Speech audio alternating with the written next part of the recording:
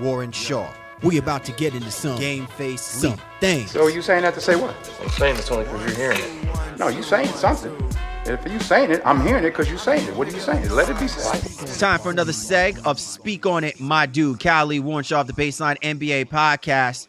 As touted by Mark Berman of Fox Houston, the Rockets have officially sold to Tillman Fertitta for $2.2 billion. Leslie Alexander, the former owner, he says, "I call it quits. I no longer want to delve into ownership of a sports franchise for now."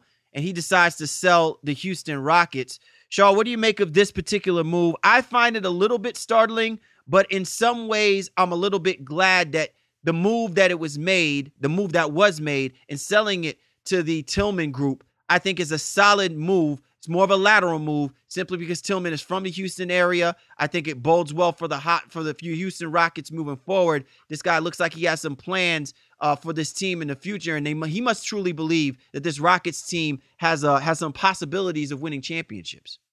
Yeah, I mean, you wouldn't do this investment otherwise. I think gone are the days, for the most part. I wouldn't say all completely, but gone are the days are owners just shelling out this type of cash just to say that they own a team. I think most of these guys now, when they're getting these investment groups together and spending billions with a B out, that type of dollars out there, you want to field a competitive winner, and I think he sees that with what Daryl Morey has been able to do as a general manager, James Harden as a perennial MVP candidate, now obviously getting Chris Paul into the fold as well too. That this is a team that's going to be competing and being a steady revenue stream for a very, very long time. Again, the price tag is massive, record-setting and things of that nature, if you will. But I think this is a good move. And also for the overall organization, it happening is still kind of in the off-season, not as a distraction to kind of take the season into play. The Rockets are making a run in their Western Conference one way, shape, or form. This is happening well before training camp and things of that nature, so they can all kind of settle, get to meet the new owner, and see what direction they're going to go this season. One of the things that really stand out to me, Shaw, is where this team was when Leslie Alexander bought this team. I mean, he's been an owner for quite some time. He's won 2 NBA championships, and, he's got a legacy to leave, right? He was there, when he had Hakeem the Dream. And it's just interesting now that when this guy got this team, he got it for pennies on the dollar.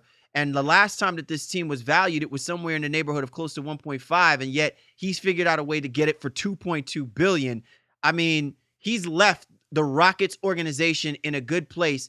And if you're the Tillman Group, you're in the best possible situation of having a franchise that has a cornerstone player that's got a fan base that is steadily in the thresh of the modern age of social media and the buildup of what we see now in our modern day society. Houston is one of those mainstay spots. It's no longer what we would consider like a small market location because of the magnitude of what the city of Houston brings to the state of Texas.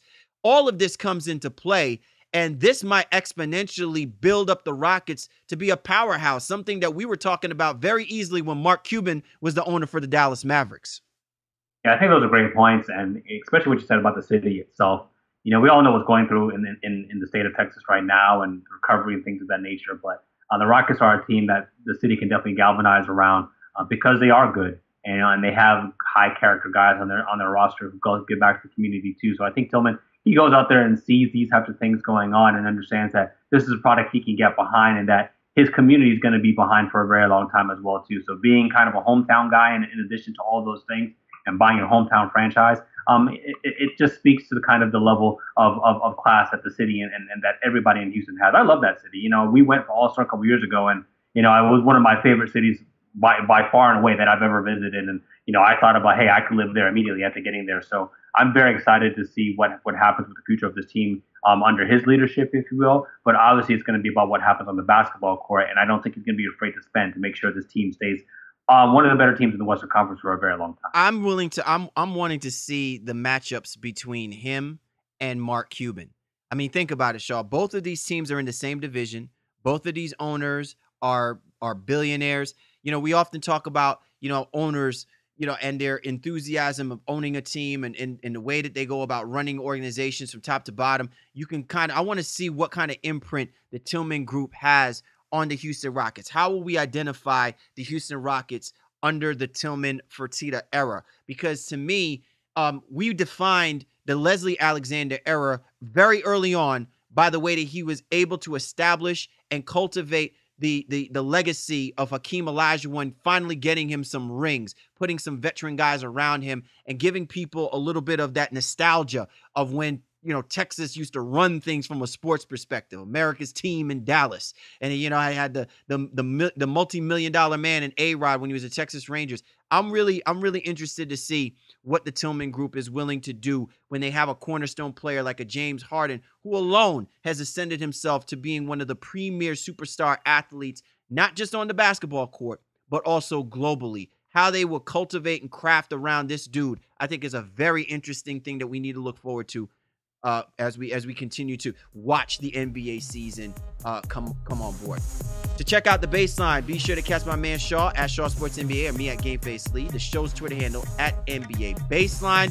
Be sure to check out the podcast to get the butter goods. We discuss the hot button topics of the NBA. Be sure to check us out